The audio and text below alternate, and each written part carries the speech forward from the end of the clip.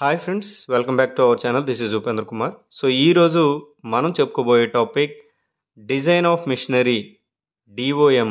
So ఇందులో important అయిన ఒక టాపిక్ రెగ్యులర్గా ఎగ్జామ్స్లో వచ్చేది. సో అది ఏంటి అంటే సింగిల్ ప్లేట్ క్లచ్ యొక్క టార్క్ ట్రాన్స్మిటింగ్ కెపాసిటీ. సో దీని యొక్క ఎక్స్ప్రెషన్ని అంటే ఫార్ములాని డెరైవ్ చేయమని అడుగుతున్నారు. సో ఇది చాలా వరకు ఇంపార్టెంట్ అయిన క్వశ్చన్. సో ఈ సింగిల్ ప్లేట్ క్లచ్ అనేది మనకి ఇలా ఉంటుంది. సో ఇది single disc or single plate అంటాము. అండ్ బోత్ సైడ్స్ కూడా ఫ్రిక్షన్ ప్లేట్స్ ఉంటాయి. సో ఇక్కడ ఏమవుతుంది అంటే మనకి ఎప్పుడైతే క్లచ్ ఎంగేజ్ పొజిషన్లో ఉందో ఏమవుతాయంటే రెండు ప్లేట్లు కూడా ఫ్రిక్షన్ ప్లేట్లు ఈ సింగిల్ ప్లేట్ని పట్టుకొని పవర్ ఇటువైపు నుంచి ఈ షాఫ్ట్ నుంచి డ్రైవ్ షాఫ్ట్ నుంచి అటువైపుకి పవర్ అనేది ట్రాన్స్మిట్ చేస్తుంది. ఓకే, సో ఇక్కడ ఇలాంటప్పుడు ఎంత టార్క్ ట్రాన్స్మిట్ చేస్తుంది, దాని యొక్క కెపాసిటీ ఎంత అనేది మనం ఇప్పుడు డెరైవ్ చేయబోతున్నాము. ఇక్కడ మనం ఈ వ్యూలో చూసుకున్నట్లయితే, ఈ క్లచ్ యొక్క వ్యూ చూసుకున్నట్లయితే ఇక్కడ ఏమైంది అంటే సో ఈ అవుటర్ ఏదైతే ఉందో అది ఈ ఫ్రిక్షన్ ప్లేట్ యొక్క అవుటర్ డయామీటర్, ఇది సర్కిల్, అవుటర్ సర్కిల్. ఇన్నర్ వచ్చేసరికి ఇది మొత్తం మిగతా అంతా కూడా మనకి ఫ్రిక్షన్ లైనింగ్ ఉంటుంది.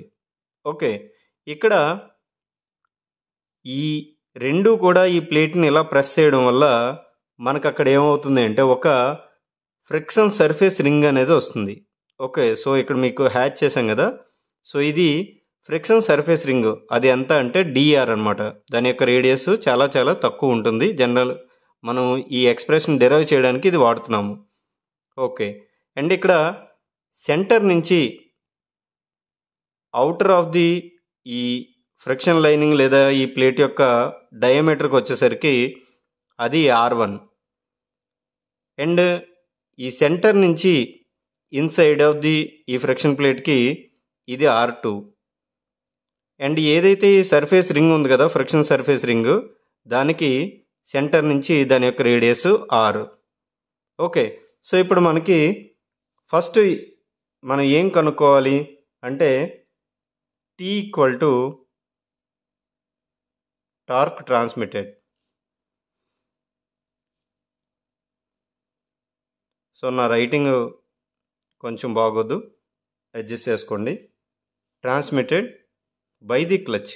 సో ఇదే మనం కనుక్కోవాలి ఇప్పుడు. Okay, next P equal to, ఇక్కడ మీరు P చూసారు కదా, సో P ఏంటి అంటే pressure, intensity of axial pressure.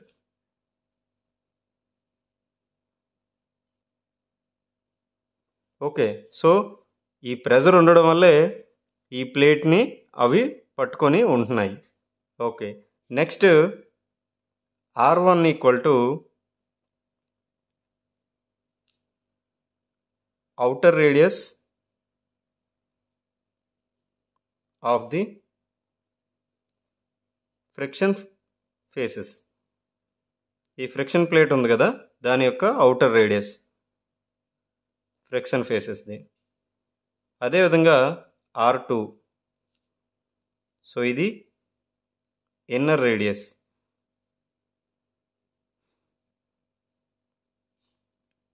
Friction faces. Okay, next ఈ ఫ్రిక్షన్ ఫేసెస్కి కోఎఫిషియంట్ ఆఫ్ ఫ్రిక్షన్ ఉంటుంది కదా, సో అదే mu coefficient of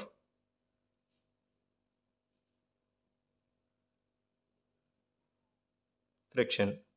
okay, so ఇప్పుడు మనం ఏం చేస్తున్నాము అంటే ఈ కాంటాక్ట్ సర్ఫేస్ ఏరియా ఏదైతే ఉందో దీన్ని మనం అనుకున్నాం కదా, సో దీన్ని మనం ఏం చేస్తున్నాము అంటే consider a small ring of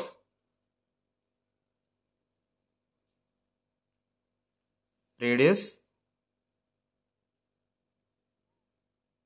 R. So ఇదేంటి, ఈ radius R and thickness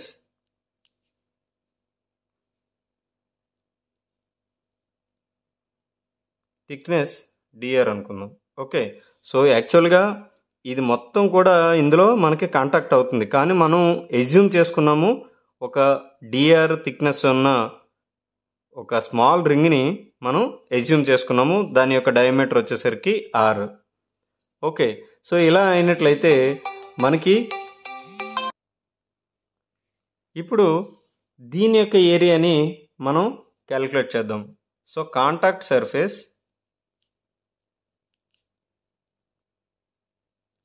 area అనొచ్చు, ఆర్ దీన్నే మనం ఫ్రిక్షన్ సర్ఫేస్ ఏరియా అని కూడా పిలవచ్చు.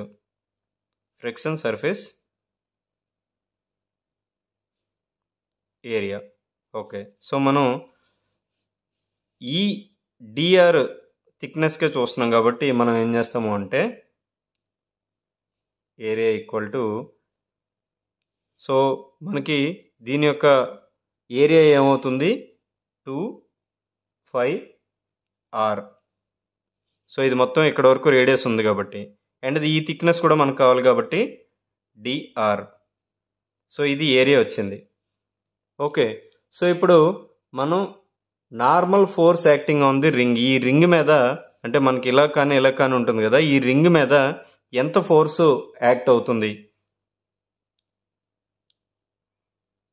Normal force acting on the ring. Okay. So జనరల్గా మనకి ఎంత ఫోర్స్ యాక్ట్ అవుతుంది ఆ రింగ్ మీద? W equal to, okay, so ఈ ఫోర్స్ ఏమవుతుంది అంటే ప్రెజర్ ఇంటూ ఏరియా. సో మనకు తెలుసు కదా, ప్రెజర్ ఇంటూ ఏరియా అంటే ఎంత ఏరియా మీద ఎంత ప్రెజర్ పడింది, సో అది మొత్తం కలిపి మనకి నార్మల్ ఫోర్సు అవుతుంది. సో ఇక్కడ పి ఇంటూ ఈ ఏరియా ప్లేస్లో 2πr dr. ఓకే. సో ఇక్కడికి మనకి నార్మల్ ఫోర్స్ వచ్చింది. ఇప్పుడు మనం ఏం చేస్తాము అంటే ఫ్రిక్షనల్ ఫోర్స్ కనుక్కోవాలి, ఈ ఏరియా మీద ఎంత ఫ్రిక్షనల్ ఫోర్స్ యాక్ట్ అయింది. సో నెక్స్ట్ నార్మల్ ఫోర్స్ మనం కనుక్కున్నాము, ఇప్పుడు frictional force on the ring.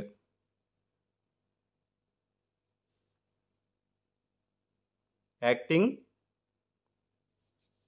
tangentially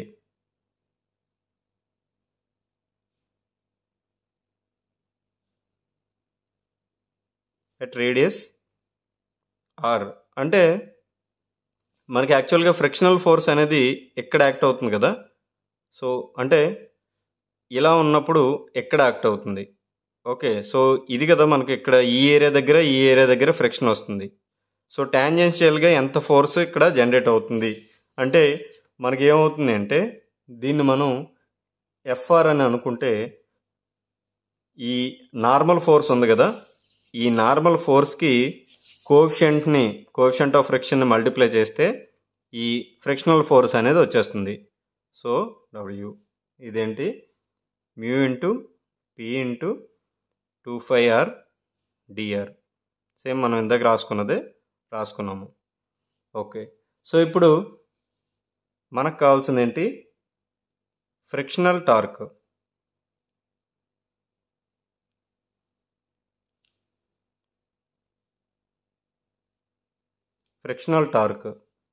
okay. So frictional torque acting on the ring.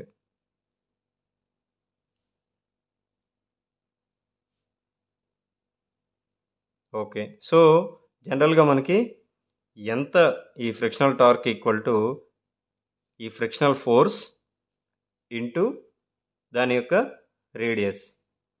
So mu into ఈ వాల్యూ మొత్తం రాస్తాం, P into 2πr into dr into are.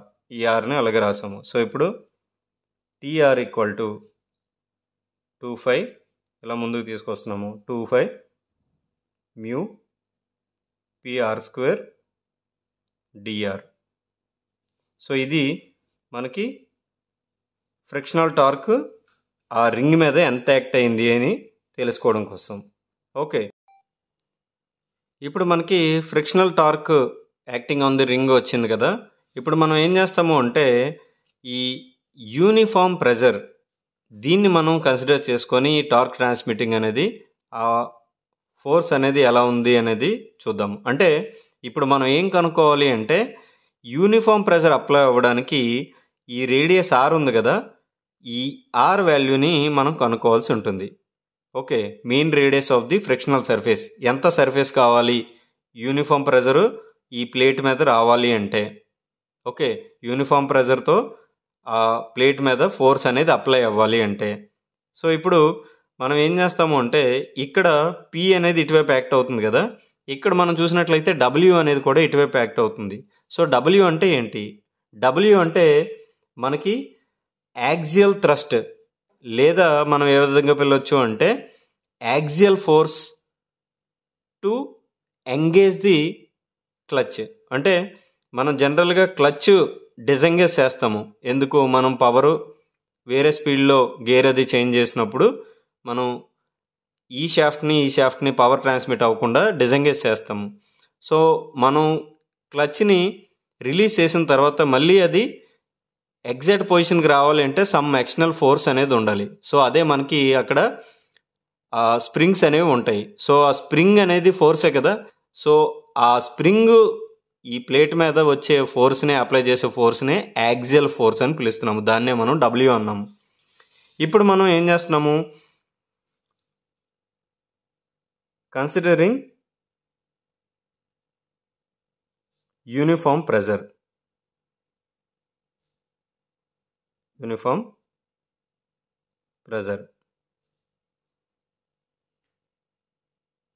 Okay, so ఇప్పుడు P equal to, so uniform pressure మనకు కావాలంటే P equal to W/5 into R1 square minus R2 square.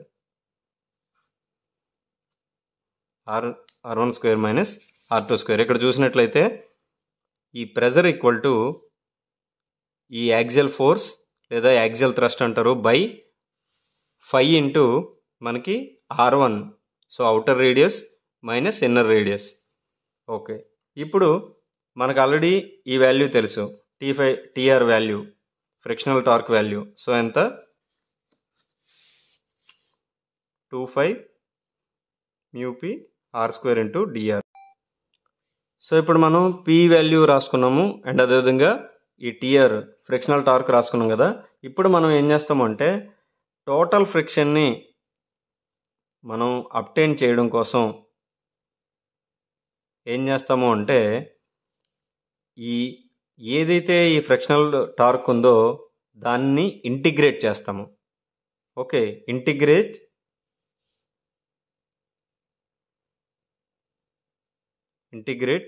With limits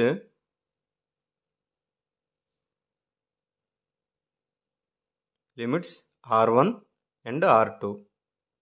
okay, so ఇప్పుడు ఏం చేస్తాము? దీన్ని మనం ఇంటిగ్రేట్ చేస్తాం. ఫస్ట్ ఎలా రాసుకుందాము? TR equal to 25 μp r² into dr. So దీన్ని మనం ఇంటిగ్రేట్ చేసినట్లయితే సో ఇది R2 R1 దాని యొక్క limits 25 μp r² into dr. Okay, so ఇప్పుడు దీని వాల్యూ ఏమవుతుంది అంటే 25 μp, ఈ r² కాస్త r³/3 R2 R1 limits. Okay, so ఇక్కడ dr ఉండదు ఎందుకంటే మనం ఇంటిగ్రేట్ చేస్తాం కాబట్టి, ఇంటిగ్రేషన్ చేస్తాం. సో ఇప్పుడు దీన్ని మనం ఏ విధంగా రాసుకోవచ్చు అంటే 25 μp ఇంటూ ఈ R1 R2ని ఇందులో సబ్స్టిట్యూట్ చేసినట్లయితే R1³ minus R2³/3. Okay, next ఈ పి వాల్యూ ఇక్కడ మనకు ఉంది కదా. సో ఈ పి వాల్యూని ఇందులో సబ్స్టిట్యూట్ చేద్దాం. సో 25 ఇంటూ మ్యూ, ఇదేంటి W/5 into R1² minus R2²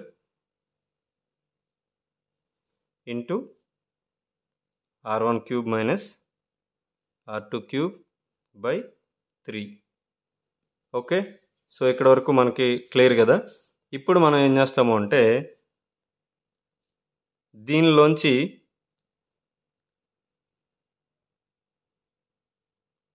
ఈ డబ్ల్యూని ఈ 1/3ని బయటికి తీసుకొస్తే 2/3 into mu into 25/3 into mu into W into ఇది ఇటువైపుకి వచ్చేస్తుంది కదా. So R1 cube minus R2 cube by R1 square minus R2 square. So ఇక్కడ 5 ఉంది కాబట్టి ఇక్కడ 5 ఉంది. ఇప్పుడు ఈ 5కి ఈ 5కి పోతుంది. ఓకే, ఇప్పుడు మనం ఏ విధంగా రాసుకోవచ్చు దాన్ని? T equal to 2/3 mu W into R1 cube minus R2 cube by R1 square minus R2 square. Okay, so ఇప్పుడు నార్మల్గా మనకి టార్క్ ఫార్ములా తెలుసు. సో అదేంటి? T equal to mu W R. So ఇది కదా ఫార్ములా. ఓకే, సో ఇందులో మనకి mu ఉంది, డబ్ల్యూ ఉంది. సో ఇక్కడ ఆర్ వాల్యూ ఎంత? Therefore R equal to 2/3 into R1 cube minus R2 cube by R1 square minus R2 square. So ఇది మనకి ఏమవుతుంది? మీన్ రేడియస్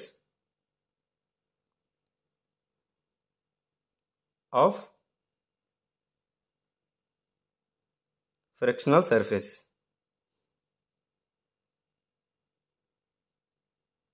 ఓకే, సో ఇది ఇలా మనం ఒక యూనిఫామ్ ప్రెజర్ కన్సిడర్ చేసుకొని ఈ టార్క్ ట్రాన్స్మిట్ కెపాసిటీని మనం ఫైండ్ అవుట్ చేయొచ్చు ఒక సింగిల్ ప్లేట్ క్లచ్కి. సో మీకు అర్థమైందని అనుకుంటున్నాను. ఏమైనా డౌట్స్ ఉంటే అడగండి. మా ఛానల్ సబ్స్క్రైబ్ చేసుకోండి, షేర్ చేయండి, లైక్ చేయండి. అండ్ మన యూట్యూబ్ ఛానల్కి టెలిగ్రామ్ గ్రూప్ ఉంది, డిస్క్రిప్షన్లో లింక్ ఇస్తాము. దాని ద్వారా మీరు మన గ్రూప్లో జాయిన్ అవ్వచ్చు, రెగ్యులర్ అప్డేట్స్ అనేవి పొందొచ్చు. ఈ వీడియోని లైక్ చేయండి, షేర్ చేయండి. Thanks for watching.